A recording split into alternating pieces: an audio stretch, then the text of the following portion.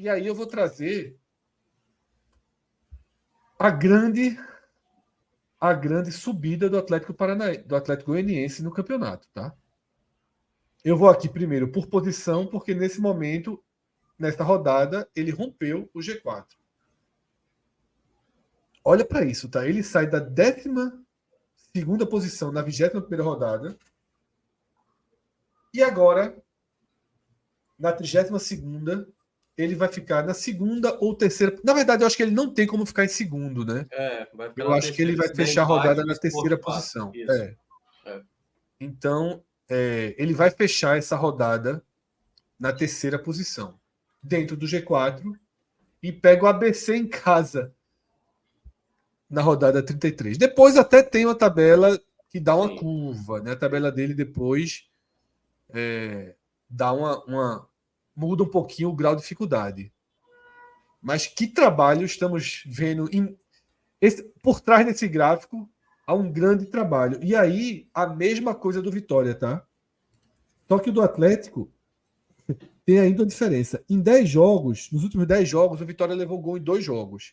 Só que tem aquela distorção dos 6, tá?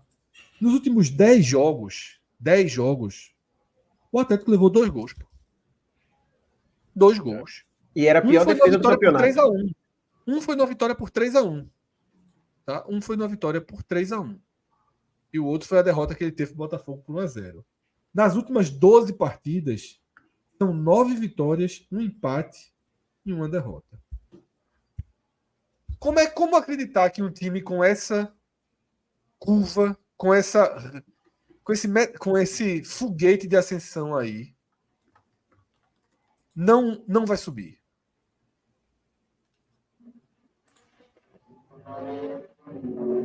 Alguém responde? Alguém acha que esse time passará por provações ou que ele é hoje o segundo encaminhado? Lembra quando a gente falava dos balanços financeiros de Ceará e Fortaleza anos antes de eles se consolidarem? O Fortaleza estava na Série C, falou só, a capacidade econômica do Fortaleza. Consegue ter uma renda 2,5 milhões, consegue ter uma capacidade de sócio dessa. Olha só, isso aí, daqui a alguns anos, pelo ritmo que o Santa Cruz está nesse momento, assim que o Fortaleza, se eles estiverem na mesma divisão, o Fortaleza vai, pelo modelo atual, gerar mais receita, vai gerar mais dinheiro do que o Santa Cruz. E conseguir ver se... Lembra disso? A gente falava anos antes disso. Trazendo para o futebol, é a mesma coisa do Atlético Goianiense. O Atlético Goianiense largou muito mal pela escolha que fez, Alberto Valentim, sustentou, é muito curioso isso, né? E a falha do time era justamente no ponto onde todo mundo diz que é um treinador falho. Aí na hora que se corrigiu aquilo, com um treinador que consegue corrigir aquilo, como Jair Ventura, sistema defensivo, as outras qualidades do time começaram a aparecer e ficou muito, muito competitivo. Inclusive Copeiro, ganhando tempo de lateral hoje, no escanteio, eu assisti o jogo todinho, assim. O que podia ganhar de segundinho ali, o Atlético Goianiense fez quando estava 1-0 e no final, na última bola, ainda fez 2-0. Nesse caso, o Atlético Goianiense, na hora que começou essa reação do retorno, e foram emendando as vitórias, Minhoca foi o primeiro a alertar, os caras não ganham, fizeram 9 dos últimos 12 pontos, fizeram não sei quantos pontos dos últimos tantos. Era simplesmente uma questão de tempo. Assim, teve 2 rodadas atrás, ele bateu na trave ali, porque a rodada, todo mundo acabou ganhando também, foi a rodada, todo mundo G4 pontuou e tal, mas que com aquele ritmo, como é que um time com aquele ritmo ia entrar? Aí você vai agora... Só a próxima rodada do Atlético. Tu viu aí? Aí depois vai ter o clássico. Mas assim, ele entrou agora no G4 e na próxima rodada não há um menor sinal de que ele irá sair. Assim, o zero. Se sair uma zebra, aconteceu uma zebra muito grande que esse clube não vem tendo nesse momento com o Jair Ventura. Antes de começar o campeonato, a gente apontava o Atlético Goianiense como um dos favoritos. Eu acho que a gente largou eu não me lembro se a gente largou no retorno. Eu acho que a gente só não largou o Ceará. Curiosamente, a gente largou o Atlético e não largou o Ceará. Eu acho que eu fiz uma leve ressalva no Atlético Goianiense. Eu acho que a gente colocou. Mas na hora da votação, acho que eu não duvido que pode chegar, se eu não me engano. Talvez tenha ficado nisso. Eu acho que talvez tenha ficado nisso. Escolha dele. Pode olhar aqui. Vou olhar. A gente pode olhar. E porque o elenco era um dos 3 principais antes de começar o campeonato. Na hora que se organizou dentro de campo, passou a ser o time que todo mundo esperava. Na verdade, até mais. Eu não vou dizer que eu esperava que o time ganhasse todos os jogos, como basicamente é o que acontece atualmente. Mas ele foi ganhando terreno, e agora ele entra no lugar onde sempre se imaginou que ele teria. Porque no fim das contas, antes de começar a Série B, sempre se imaginou, ó, esse time tem tudo para estar aqui. Demorou para voltar, né, que chegou até a entrar lá no começo, mas depois de quase 30 rodadas, né, menos que isso, mas quase 30 rodadas, o time volta a estar no lugar onde o normal era ele estar numa análise prévia. E agora ele vai para sair, meu amigo, vai ser muito difícil. Inclusive, é bom lembrar daquele jogo que a gente até falou. O último jogo é Atlético Goianiense e Guarani. O último jogo, o jogo da 38ª rodada. Era isso que eu ia responder como risco que o Atlético Goianiense Não duvide, tem. pode chegar, tá? Só para responder. Não duvide, pode chegar. Mirassol e Atlético. A gente deixou ele nesse último estágio aí. Eu ia colocar como risco que o Atlético tem a questão da tabela, né? Porque ele tem uma próxima rodada muito acessível contra o ABC, mas há uma possibilidade das últimas 5 rodadas dele serem confrontos diretos, né? Eu digo há uma possibilidade porque daqui para lá alguns times aí podem acabar saindo da briga, né? Mas ele tem, salvo engano, Vila Nova, Mirassol... Estamos vindo para a tela, tá? Estamos vindo para a tela com a reta final dele.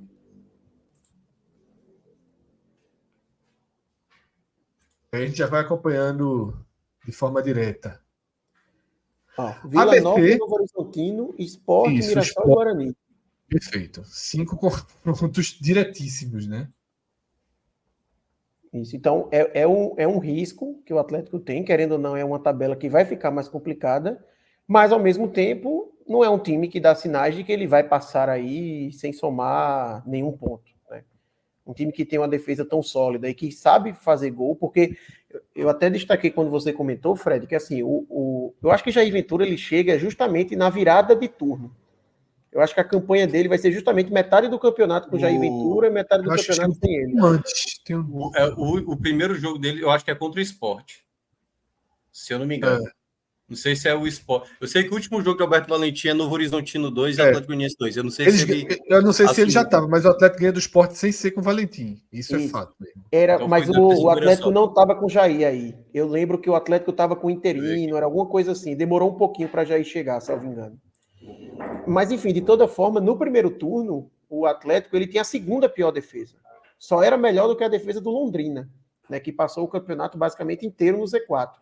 Mas era uma equipe que já vinha fazendo muitos gols. Já tem uma parte ofensiva bem interessante, tem um artilheiro do campeonato, embora não esteja numa boa fase agora com o Tino, né, não voltou bem da lesão.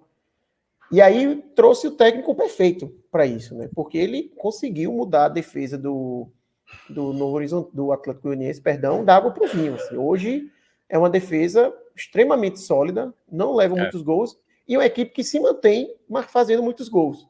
Porque você pega aqui esses últimos jogos, teve, por exemplo, 2-0 no Avaí, 3-0 no Juventude, né, que é um jogo desse nível de dificuldade, 3-1 no Criciúma, que também é um jogo de confronto direto. Então ele deu provas, já nesse campeonato, já recentemente, de que chega forte, né, para essas disputas diretas aí. Então, eu concordo que é um time encaminhado, mas num degrau, obviamente, abaixo ali do Vitória.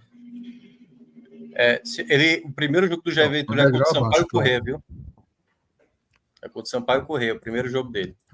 Que é justamente o primeiro do segundo turno. Então, foi isso mesmo. Ele pega o segundo turno inteiro. Olha o detalhe que eu queria destacar do Atlético Goianiense. Nessa sequência final aí do primeiro turno, se eu não me engano, esses 3-2-2, ele perdia o jogo de 2-0 e foi assim, acho que os 3 jogos, no apagar das luzes, ele conseguiu um empate. Teve um aí que foi, acho que na última bola do jogo. Os 3 jogos foi com esse mesmo cenário. O Tombense e o 3-2 também. Pronto, e aí é isso que eu ia também. falar.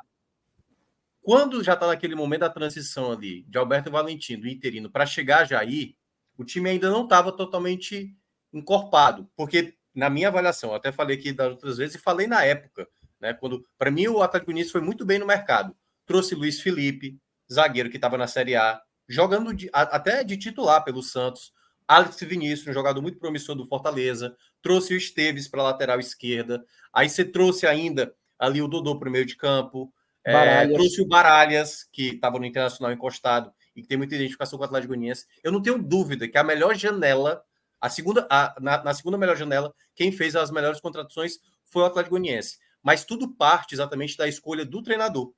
Porque o Jair Ventura, você até olha o jogo Atlético Goianiense, é como disse o Cássio, é um timezinho copeiro. Você olha, você não dá nada muitas vezes. O próprio jogo contra o Ceará aqui, ele jogou melhor que o Ceará, mas não passava longe de ser aquele time dominante, que parecia que ia fazer o gol a qualquer momento, não. Às vezes faz aquele gol e é o suficiente. Faz o suficiente para vencer. Então, e aí eu vou destacar talvez o jogo mais chave que eu achei que poderia ser o fim da linha para o Atlético Goianiense, que é exatamente esse antes do Tombense. Quando o Atlético Goianiense perde 2-1 para o CRB, eu lembro que eu dei essa tuitada. Eu falei, eu acho que o Atlético Goianiense agora praticamente está quase dando adeus à possibilidade de subir. Porque agora, para essa reta final, ele tem que ter um desempenho absurdo. Isso era na 21ª rodada. O Atlético Goianiense estava a 13 pontos do Sport. 13. A 10 pontos do G4. E nesse momento, claro, o Sport ainda vai jogar na rodada, ele já está na mesma pontuação do que o Sport. O Sport, se eu não me engano, deixa eu dar uma olhada aqui na 21ª rodada. O Fred pode colocar aí também naquela tabela. Porque a 21ª rodada é exatamente o último momento que o Atlético Goianiense parecia que não ia ter mais nenhuma condição. Depois da 21ª é que o negócio começa a acontecer. Ó. O Atlético Goianiense tinha 28 pontos, o Sport tinha 41, tinha 13 pontos de vantagem. O Sport hoje está com 55, né? 55. Sim. O Sport somou 14. O Atlético Goianiense, nesses últimos jogos, né, depois dessa 21ª rodada, faz aí, Fred, da 22ª até a rodada final aí. Ele só perdeu 5 pontos. 5 pontos, que foi uma derrota e 2 empates, se eu não me engano. Não. E o empate, eu acho que é isso. Ele faz o dobro de pontos do Sport. 28-14. Então, ó, ele somou 9 vitórias, empatou uma e perdeu uma. Então, quando eu falei lá, ele vai ter que fazer uma reta final absurda, foi exatamente isso que ele fez. E aí, como a gente estava destacando, dos últimos 10 Só um parênteses, Minhoca. Não só 14 pontos a mais que o Sport. Ele fez 7 pontos a mais que a segunda melhor campanha nesse período. Que é o CRB. Exatamente. É muito absurdo. E por mais que o Juventude vença amanhã, ainda vai continuar 7 pontos, né? Do segundo colocado.